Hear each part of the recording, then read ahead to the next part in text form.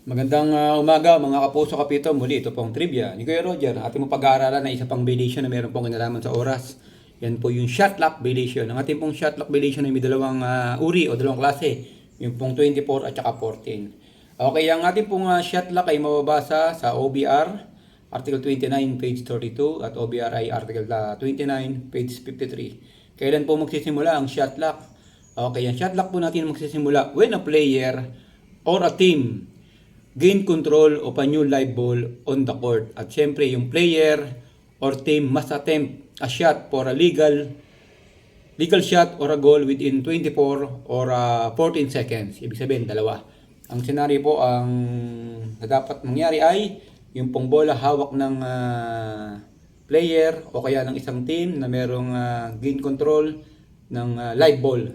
Okay. Kinakailangan sa loob po ng 24 seconds o kaya 14 yung bola ay may tira niya sa ring na meron pong pagtama. Ibig sabihin yun po yung pinaka-main ingredient. Kailangan yung bola patamain sa ring. Okay mga kapuso, meron po tayong tatlong senaryo na makikita during the game na meron kinalaman sa shot lock, na meron din pong kinalaman sa signal sound.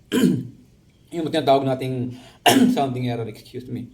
Okay, unahin po natin yung ball hit the ring. Yung bola tinamaan ng ring. Ito po. Okay. Ito po yung player, ito po yung pula, yung pong player, yung po yung team A. May dala po siya ng bola. Okay. Attempt for a shot. Nagkaroon ng sounding sound. Yung bola tumama ng ring. Okay, tumama ng ring. Ibig sabihin, ni-hit po yung ring. Tumalbog. Nakakuha ng block. Okay, legal play. Tumalbog. Same procedure, nakakuha ng kakampi, legal play. Vice versa, nakakuha ng kakampi, legal play. Nakakuha ng kalaban, legal play. Okay, yung pong signal sound, hindi talaga titigil yan. Ang mangyayari lang po, disregard, hindi natin siya papansinin. Kaya legal play po ito kasi anybody's ball game na. Okay, ito po yung scenario number 2. Yung bola, naitira ni Team A ng green for legal shot, nagkaroon ng sounding error. Ball misses the ring or hindi tumama ng ring. O kaya naman, hindi tumama ng ring, tumama lang ng board. Okay, nakakuha po nung kakampi. Siyempre yung signal sound, hindi siya titigil. Pero dahil kakampi po ang tumama, ball miss the ring. Okay, meron po tayong violation. Ang violation po natin dyan ay shot lock violation. Either 14 o kaya 24. Kung galing po ng backcourt, o kaya pag galing po ng front court, kaya magiging 14 o 24. Pero ang signal po ng referee dyan ay isa lang. Pag nagkaroon po tayo ng shot lock violation. Taas ng kamay. Okay, open palm. Isa, dalawa, tapos direction of play. Turnover.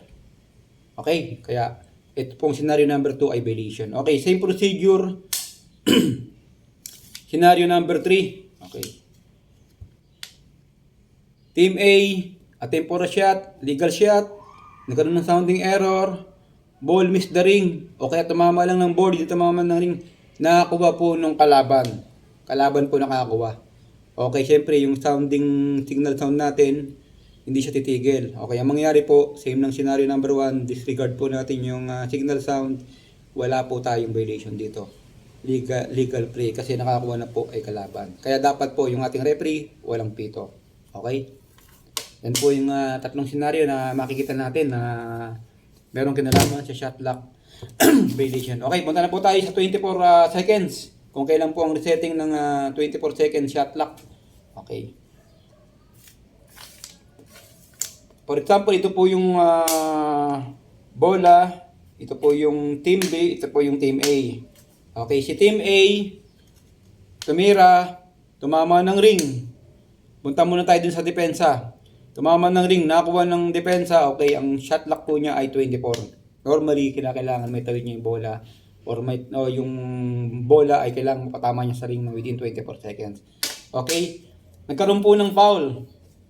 Nagkaroon po ng foul at saka violation. For example, ito naman po. Ito po yung bola, ito yung team A, ito yung team B. Nagkaroon ng foul si team A. Nagkaroon ng foul si Team A, ito. Kung si Team A po nagkaroon ng bola, kasi dito po tayo mapupunta yung bola. Kung nagkaroon po ng foul si Team A, offensive foul, or any reason, nagkaroon ng foul si Team A for any reason, magiging bola na ni B. Okay, turnover, dahil papunta yung play doon. Kung saan i-inbound at malapit yung infraction, ang shot clock po ng Team B ay 24. Okay, same procedure. Nagkaroon po ng violation si Team A, traveling o kaya foul. Traveling, lahat ng violation, traveling, kickball, double, carrying the ball. Okay, nagkaroon siya ng violation. Okay, bola ng Team B. Papunta po yung play doon. Si Team B magkakaroon ng 24 seconds shot clock. Okay, punta naman po tayo sa Team A. Kung kailan marireset yung 24, kanina po sa Team B. Ngayon naman po sa Team A. Siyempre, same procedure, kung dito galing si Team A, tumalbog yung bola, tinira ng block, nakakuha ng Team A, meron po siyang 24 papunta doon sa front court. Okay, ngayon, pag tinira ng Team A yung bola, dahil nasa front court na po tayo, tinira ng Team A yung bola at sila pa rin nakakuha, yung pong shot clock ay reset sa 14. Kapag more than 14 po yung shot clock, marireset po sa 14. Ganun din naman, pag less than 13, tumama ng ring, marireset po sa 14. Bali, pag tinira po ng Team A yung bola, lahat ng senaryo yung oras ay lagi pong marireset sa 14. Okay? Pag nagkaroon naman po ng foul, ang Team B, nagkaroon ng foul ng Team B, Team B nagkaroon ng foul. Okay. Reset po ng shot clock natin ay hindi na 24 kasi magiging bola pa rin ni Team A. Si Team B nagkaroon ng foul. Ang resetting po ng shot clock ay 14. Pag sa front court po, in-inbound. Okay, nagkaroon po ng violation. Kickball. Okay, ang agaw nito. Tapos, bola pa rin ng green. Ang impound ay front court. Ang resetting po natin sa oras ay 14. Okay? Ngayon, pag nagkaroon naman po ng timeout. Pag timeout naman po, mga kapuso. For example, under last 2 minutes. Okay, under last 2 minutes. Nakashoot po yung green. Magiging bola ng black. Nag-timeout po si black.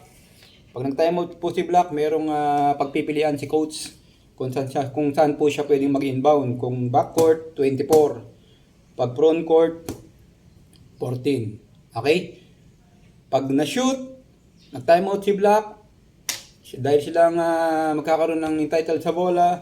Pag namili si coach, pag sa backcourt, 24. Pag sa front court, 14. Okay mga kapuso, may mga karugtong po yan para hindi masyadong haba yung ating video. Kasi putol-putol na naman yung kay Reels. Kung may mga pagkukulangan po na, ayan, tumatanggap po tayo ng mga tulong mula sa iba para maging biyaya po tayo sa isa't isa.